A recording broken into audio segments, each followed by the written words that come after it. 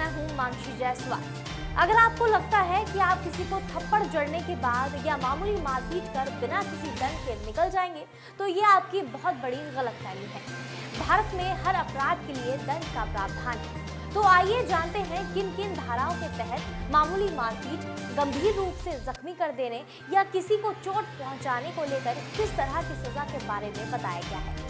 इसके साथ ही जानते हैं कि ऐसे मामलों में क्या क्या कानूनी प्रोविजन होते हैं। इसके लिए हम सेक्शन 323, 324, 325, 326, 307 और 308 को विस्तार से जानेंगे। खबर में आगे बढ़े इससे पहले अगर आपने चैनल को सब्सक्राइब नहीं किया है तो सबसे पहले चैनल को सब्सक्राइब कर लीजिए। इसके साथ ही बेल आइकन को भी जरूर दबाएं, जिससे हर अपडेट आप तक समय पर पहुंच पाए। तो सबसे पहले बात करते हैं मामूली मारपीट, जैसे किसी को चाटा मार देना। ऐसे मामलों को थाने में दर्ज करा सकते हैं, लेकिन उन्हें संज्ञेय अपराध की श्रेणी में नहीं रखा जाता।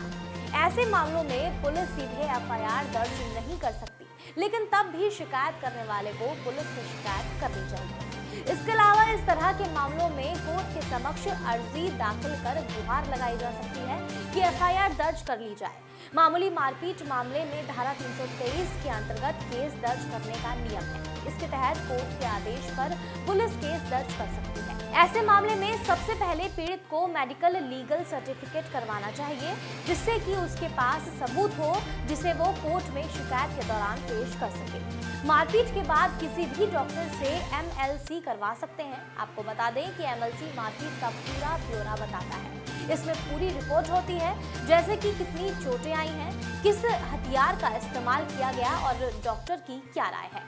अब बात करते हैं धारा 324 की, जो मारपीट से ही संबंधित मामलों को बताता है। अगर मारपीट के दौरान किसी घातक हथियार का इस्तेमाल किया गया हो और एक व्यक्ति दूसरे को जख्मी करता हो, तो ऐसा मामला आईपीसी के सेक्शन 324 के अंतर्गत आएगा। ऐसे मामले में शिकायत करने वाले व्यक्ति के बयान को आधार बनाकर पुलिस सीधे एफआईआर दर्ज कर सकती है। ऐसे मामले में अगर मारपीट के आरोपी का अपराध सिद्ध हो जाता है, यानी कि आरोपी के दोषी सिद्ध हो जाने के बाद उसे ज्यादा से ज्यादा 3 साल की जेल हो सकती है। यह अपराध गैर जमानती तो होगा ही, इसके साथ गैर समझौतावादी भी होगा। इसके साथ साथ ही संज्ञेय भी होगा। दोनों पक्षों में समझौता हो भी जाता है तो कोर्ट की इजाजत के बाद ही एफआईआर खत्म की जा सकती है। अगर एक व्यक्ति दूसरे व्यक्ति को गंभीर चोट पहुंचाए तो ऐसे अपराध के बारे में आईपीसी की धारा 325 में बताया गया है। ऐसे मामले भी संज्ञेय होते हैं, पर इन मामलों में समझौते का विकल्प होता है, यानी कि ये समझौतावादी अपराध की श्रेणी में आते हैं और जमानती अपराध भी होते हैं। अब जिक्र आता है धारा 326 का। अगर कोई व्यक्ति दूसरे व्यक्ति को घातक हथियार का इस्तेमाल कर गंभीर रूप से जख्मी कर देता है, तो ऐसी स्थिति में आईपीसी की धारा 326 लगाई जाती है। आईपीसी की धारा 326 में बताया गया है कि ऐसे मामले में केस दर्ज कराया जा सकता है। इस धारा के तहत चाकू मार देना, किसी अंग को काटना या ऐसी चोट या जख्म दे देना जिससे जान जाने का खतरा पैदा हो जाए, जैसे अपराध आते हैं।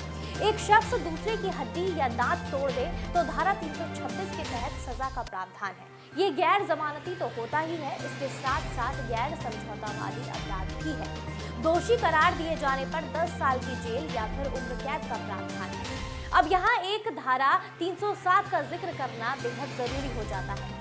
अगर एक व्यक्ति दूसरे को जान से मारने की नियत से हमला करता है तो आरोपी पर आईपीसी की धारा 307 यानी हत्या की कोशिश करने का केस दर्ज किया जाएगा। दोषी पाए जाने पर उम्र कैद तक की सजा का प्रावधान है। अगर कोई शख्स किसी पर हमला कर देता है और इससे जान को खतरा हो जाए, ऐसी स्थिति में आरोपी की नियत जान लेने की ना हो, यानी गैर इरादतन हत्या की कोशिश में धारा 308 के तहत केस दर्ज किया जाता है। इसके लिए दोषी करार दिए जाने पर 7 साल की जेल की सजा का प्रावधान है। इन धाराओं पर दी गई जानकारी की पुष्टि नेटवर्क न्यूज नहीं करता है। ये जानकारियां अलग अलग स्रोतों से जुटाई गई हैं। नेटवर्क न्यूज इस बारे में आप तक जानकारियां पहुंचाने का बस एक माध्यम है। फिलहाल के लिए इतना ही। ऐसी और वीडियोस के लिए आप हमारी वीडियोस को लाइक और शेयर जरूर करें और चैनल को सब्सक्राइब करना ना भूलें। आप देख रहे हैं नेटवर्क न्यूज, साहस सच कहने का।